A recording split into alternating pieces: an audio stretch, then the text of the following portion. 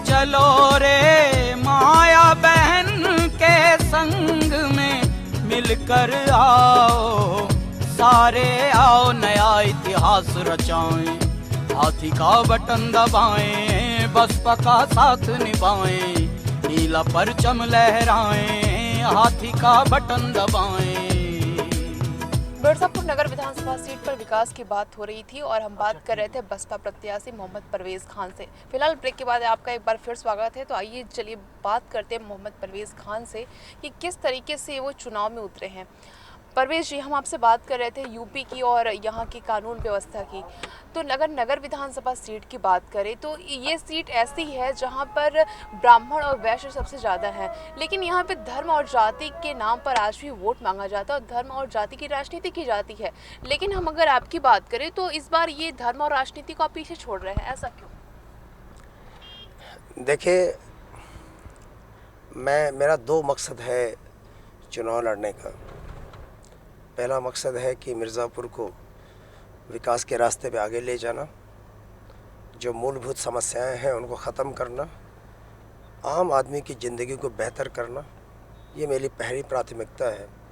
और दूसरी जो प्राथमिकता है वो मिर्ज़ापुर के अंदर जो गंगा जमनी तहजीब है, जो भाईचारे का रिश्ता है, उसको और ज़्यादा मजबूत करना, ये मेरी पहली प्राथमिकता है। दूसरी प्राथमिकता है क्योंकि जब तक सारे लोग एक साथ मिल करके समाज को आगे बढ़ाने में अपना योगदान नहीं देंगे, जब तक हर लोग खुशहाल नहीं होंगे, तब तक हमारा मिर्ज़ापुर या हमारा देश खुशहाल होने वाला नहीं है।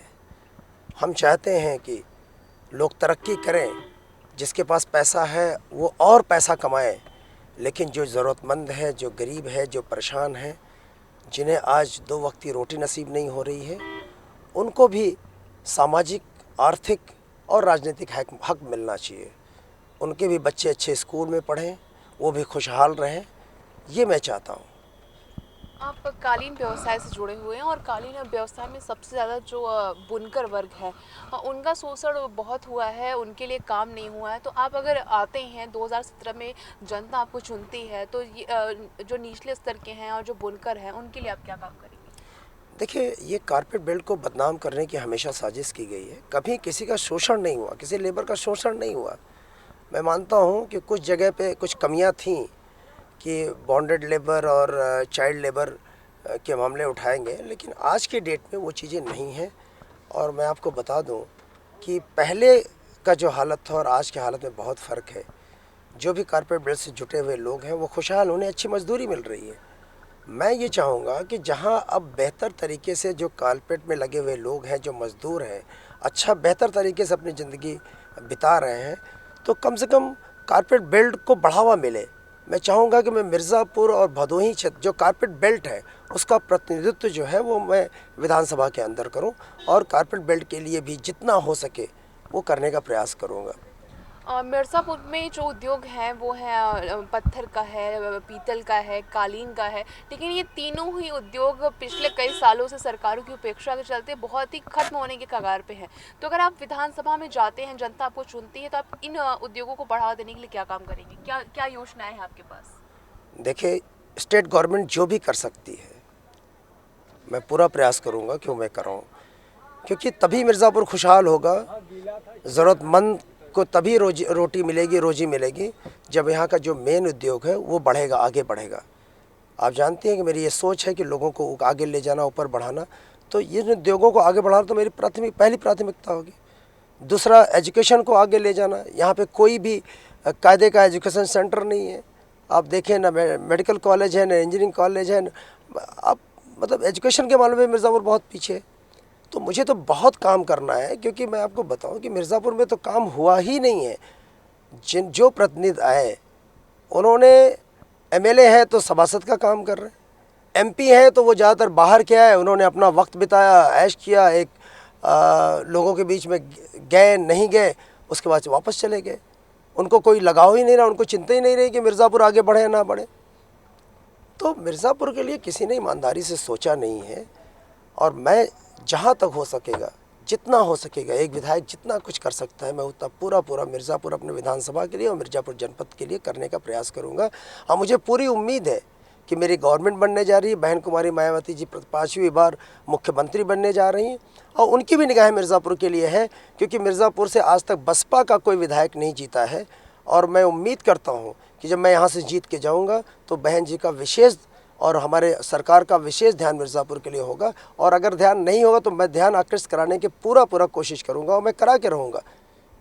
नगर विधानसभा सीट अक्सर सपा के खाते में जाती रही है, भाजपा के खाते में जाती रही है, लेकिन इस सीट पर बसपा कभी नहीं आई। तो ये कितनी चुनौतियां मानते हैं जब आपको इस सीट पर टिकट मिला हुआ है और यहाँ पे सिटिंग विधायक जो है वो 3 बार से हैं, तो कितनी चुनौतियां आपको मिल रही हैं या कितनी चुनौतियों को मानते हैं आप? देखिए, आज के डेट में जो मैं समझ रहा हूँ कोई चुनौती में है ही नहीं।